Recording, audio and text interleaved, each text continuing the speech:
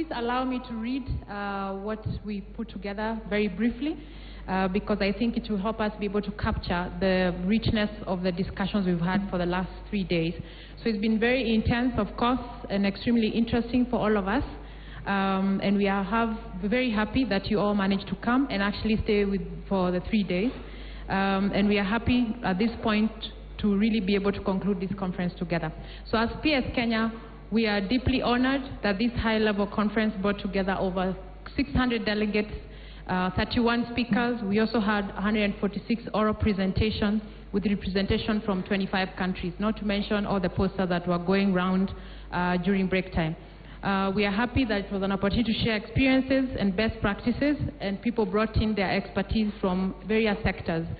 Our vision for this conference as PS Kenya has become a reality. We've converged a diverse audience, expert panels with lively contributions on how to bring people working on the African continent together to look inwards, reflect on African uniqueness, and see how we can further catalyze development in Africa through social behavior change. I think we've had various conversations around culture that were very important, and we did say that is also an asset and that we should be looking at to leverage on as a continent. A key takeout from the conference is that Africa needs to tell its own story in its own way. I think you heard Patrick Kwako this morning talk about that. That was very interesting. I believe we shall leave here with lessons that we can adopt in our different settings that will be able to tell our unique African story. The solutions of Africa challenges and problems will come from us. Locally generated finance solutions have the best chance to truly bring about long-lasting transformational change to the continent of Africa and meaningfully contribute to the overall practice of social behavior change. In this conference, we had several sectors represented. I think you've also seen on this panel, from financial institutions, mobile technology, education, agriculture. We also had academia represented, civil society development partners. And this really does underscore the need for us to have a multi-sectoral approach to development through public-private partnerships. And I think we've had several discussions around that, and great examples from KCB, Safaricom, P&G, among others. Fellow delegates, we need to continue building on multi-sectoral approach, bringing in the players, including beneficiaries, corporate sector, and governments around the table to talk about solutions for various challenges and opportunities that we can build on.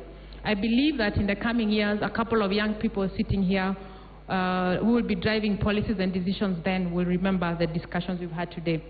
There was agreement that universal health care will bring a fairer deal to the African continent if only our countries focus less on infrastructure as a major hurdle, but also started looking at putting more emphasis on communities and factors that stop them from accessing health care. Speaker after speaker, they re-emphasize on the need for social behavior change, community of practice, to embrace a bottom-up approach, which has also been mentioned today. Solutions must be designed with the intended end user in mind, not just in the boardrooms. We talked a lot about human-centered, user-centered design. Communities have solutions to issues affecting them. What we really need to do is to drive meaningful change by working with them to package the solutions and support the execution. And this is really about a discussion about sustainability that we were just talking about just now. Time and again, accountability was emphasized. I think Dr. Gitahi also did mention that yesterday, that the beginning of accountability is the people. We need to be in the forefront in empowering our people so that they can hold those in power accountable, and remember that the national resources should work for us as well as citizens. Citizens, not nationals. Allow me to quickly take stock of a few key takeouts to help keep conversation going beyond this conference. We don't want the conversation to end here. We want to continue having this conversation for the next couple of years, and even in other follow-on summits that continue even for behavior change and for development. Social behavior change has driven exceptional change in the health sector. We said it started there, and in many ways has been perceived as a preserve of the development sector.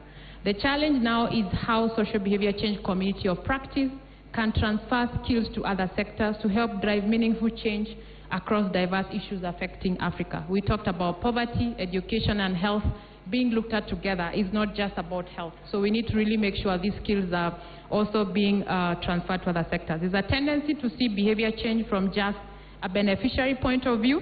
We must broaden the horizon to include the entire ecosystem to allow gains of social behavior change to be truly felt. Social behavior change must include key stakeholders such as government, donors, private sector, policymakers. We talked about that yesterday, and somebody said, maybe the client is already tired of changing behavior. We need other people to change behavior. Marginalized and special groups do not need meaningless involvement in SBC intervention. It's an opportunity for us as a practice to look at what we mean by human-centered design. Truly make sure it's what we are working on. Putting beneficiaries at the center of designing interventions, or are they only at the center of implementation? Do we really appreciate the difference? We have to make sure that we are really user-centered. We need to continue building on social network analysis to understand the influencers better. And also, Africa is landed unique globally by two movements. We are seeing the fastest uptake of modern digital communication technology on one hand. On the other hand, we are seeing Africa has deep-rooted cultural practices and norms, which we've talked about in the last 3 days. We need to better understand this fascinating nexus between traditional cultural practices and values and modern digital technology, and better use both to inspire lasting transformation change. Where is where do the two meet, the culture and technology? Of course, we talked about data remaining king. We need to continue investing in getting better at using data for decision making by continuously understanding our audiences better, being able to evaluate and assess what we do, triangulating data to inform implementation, and of course, course correction. So that as we continue doing our work, we're also changing strategies, not just staying with the strategies that we started on at the beginning.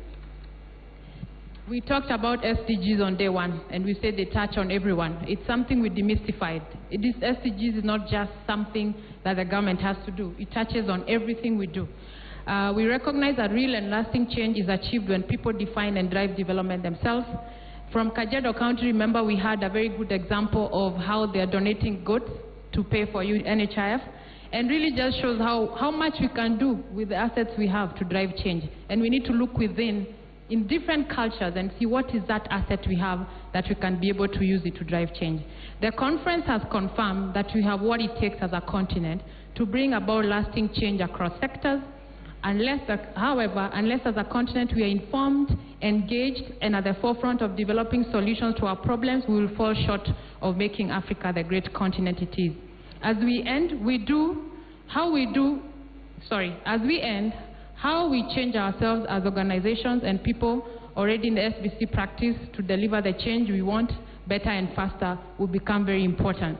In conclusion, all we've discussed here cannot be fully achieved without the support of the media. I think today is a good example of how taking the conversation out of the room and getting others to have this conversation outside. Like today is definitely one of those opportunities where we get more Kenyans and other people from other African countries to be able to continue this conversation.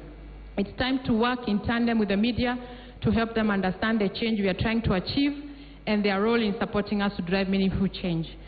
And now a word of thank you to all that made this conference a reality. I would like first to start with the excellent moderators in the various panels. You led interactive and thought-provocative discussions across the 3 days that ensured that we responded honestly to issues that we feel passionate about. To our panelists, of course, who've given their time for the last 3 days and willingly, we really do thank you.